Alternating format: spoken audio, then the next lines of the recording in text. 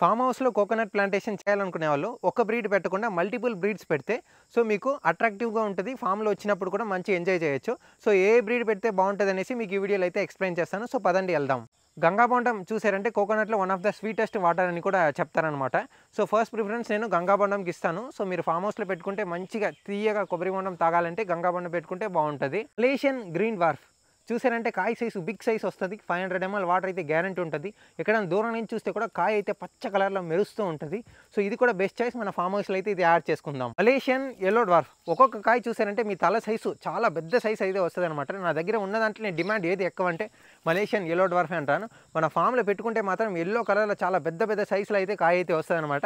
So ఇది కూడా మన ఫామ్‌లో అయితే యాడ్ చేసుకుందాం. మలేషియన్ ఆరెంజ్ డ్వార్ఫ్ మంచి ఆరెంజ్ కలర్‌లో బిగ్ సైజ్ నట్ అయితే వస్తదనమాట. దూరం నుంచి చూస్తే మాత్రం గోల్డ్ కలర్‌లో అనిపిస్తది. సో గోల్డ్ అనే కూడా అనుకుంటారు. సో ఇది మన ఫామ్‌లో పెడితే మాత్రం బెస్ట్ ఉంటది. సో ఇది కూడా మన ఫామ్ హౌస్‌లో అయితే యాడ్ చేసుకుందాం.